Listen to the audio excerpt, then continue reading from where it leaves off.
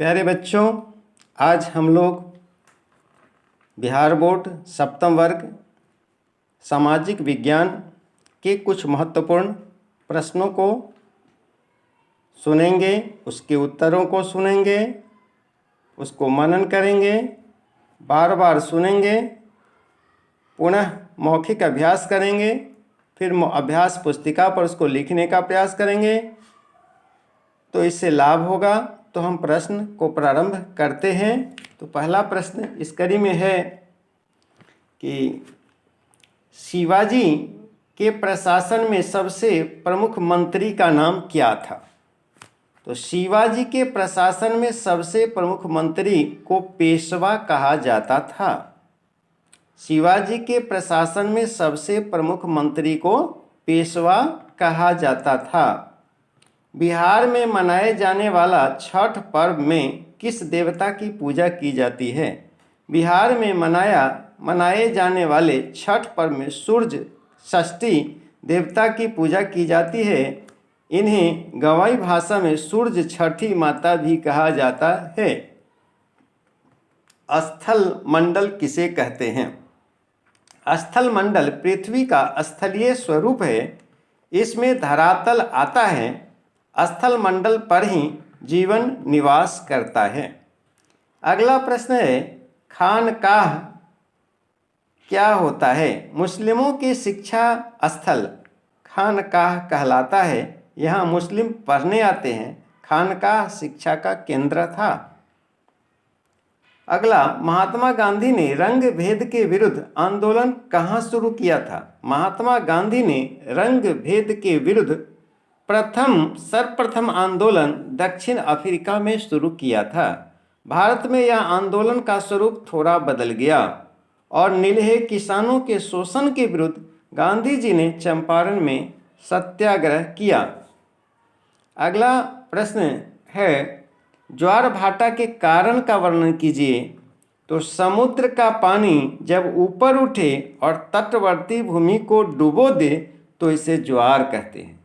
फिर यह समुद्र जल कम होकर पीछे लौट जाए तब इसे भाटा कहते हैं। यह प्रतिदिन होता है। पहली बार ज्वार उठता है और बाद में भाटा होता है। सूर्य और चंद्रमा के गुरुत्वाकर्षण के कारण महीना में 2 बार ज्वार भाटा आता है। अर्धमासिक ज्वार ऊंचा होता है, जिसके बल पर बड़े बड़े जहाज आंतरिक पत्तनों तक पहुंच जाते हैं। फिर यह भाटा के रूप में लौटकर समुद्र में चले आते हैं। फुलवारी शरीफ खानकाह पर संक्षिप्त टिप्पणी लिखिए। तो भारत में सबसे पहले सूफी खानकाह की स्थापना का श्रेय सुहरावर्दी परंपरा के संत बहाउद्दीन जकरिया को है। इस परंपरा के संतों ने राजकीय सहयोग से सुखमय जीवन व्यतीत किया और धर्मांतरण को बढ़ावा दिया। खानकाह शिक्षा के महत्वपूर्ण केंद्र थे। यहाँ अरबी और फारसी की शिक्षा दी जाती थी। यहाँ हिंदू और मुसलमान दोनों शिक्षा पाते थे। फुलवारी शरीफ का खानकाह बहुत प्रसिद्ध था। यहाँ की लाइब्रेरी अत्यंत समृद्ध है। यहाँ पांडुलिपियों का अंबार है। देश विदेश के शोधकर्ता यहाँ आते थे और आज भी आते हैं। अगला प्रश्न है, आधुनिक संचार माध्यम ने सूचना को किस प्रकार प्रभावित किया है।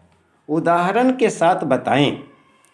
तो आधुनिक संचार माध्यमों ने सूचना को कई प्रकार से प्रभावित किया है। जैसे अब हमें मौसम का पूर्वानुमान का पता चल जाता है। दूसरी बात, बाढ़ एवं सुनामी की जानकारी हो जाती है।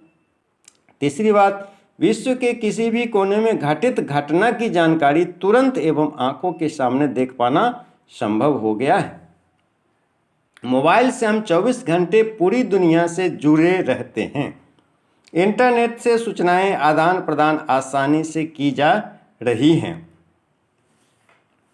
अगला प्रश्न है, फुलवारी शरीफ के खानकाह में किस मुगल शासक द्वारा लिखी गई कुरान की प्रति सुरक्षित है। तो फुलवारी शरीफ के खानकाह में मुगल शासक जहांगीर द्वारा लिखी गई कुरान सुरक्षित है। जलवायु की दृष्टि से बिहार किस प्रकार के क्षेत्र में आता है? जलवायु की दृष्टि से बिहार समशीतोष्ण जलवायु क्षेत्र में आता है।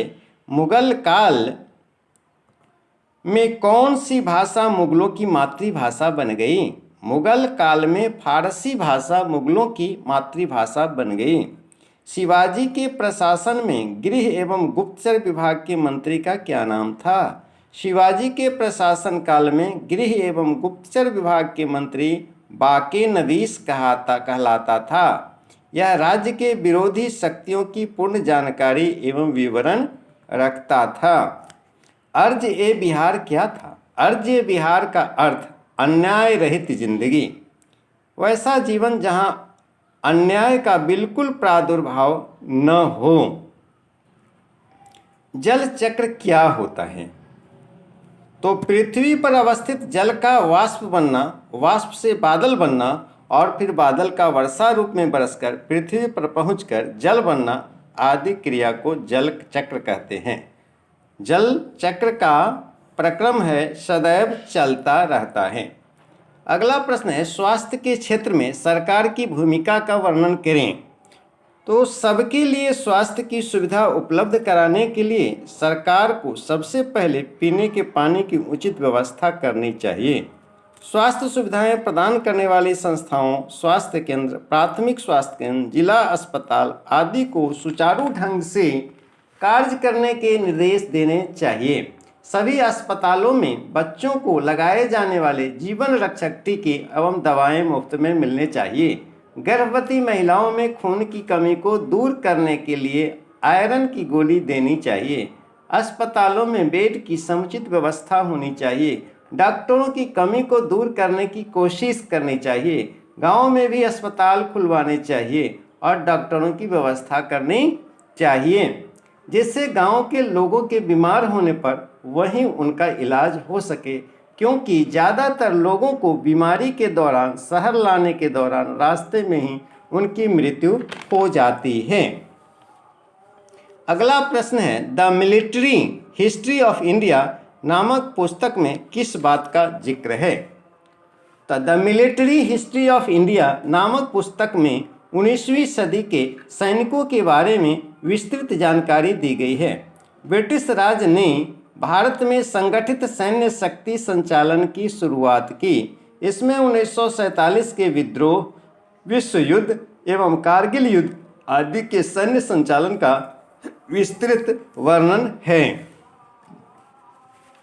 शिवाजी के प्रशासन में न्यायाधीश शास्त्री का अर्थ क्या होता था?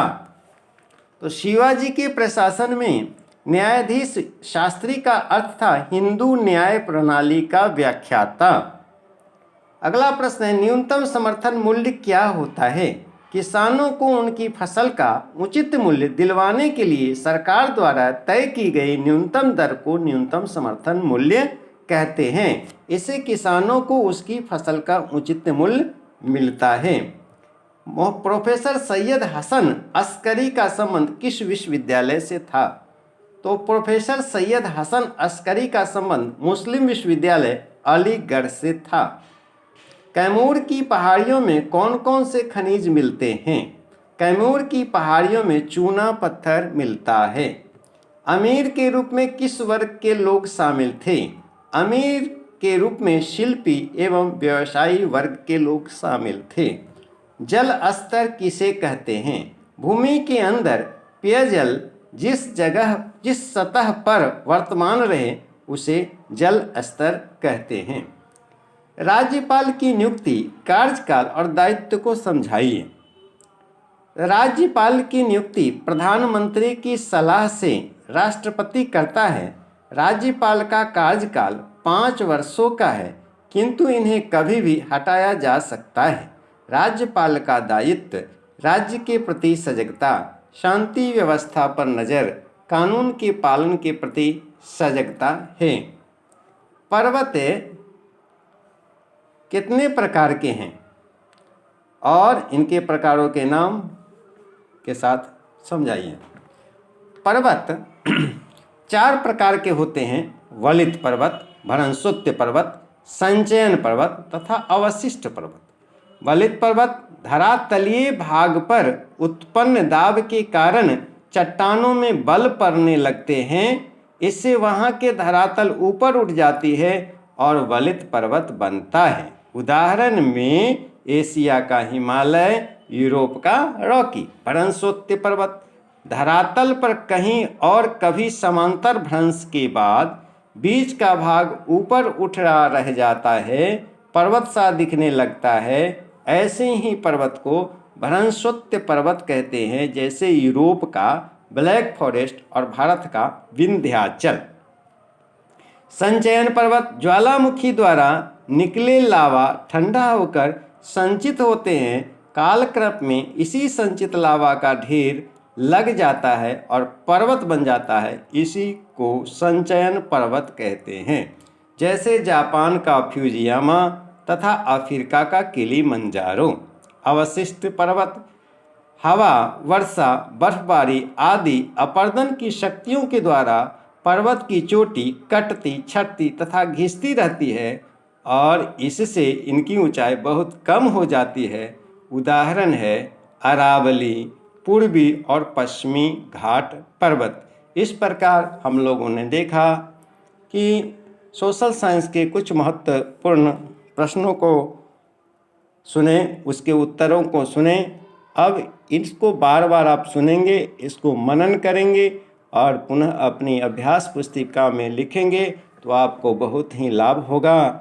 अगर आपको अच्छा लगा होगा वीडियो ऑडियो जो सुने होंगे तो इसको लाइक करेंगे, शेयर करेंगे और चैनल को सब्सक्राइब करने का कष्ट करेंगे। धन्यवाद।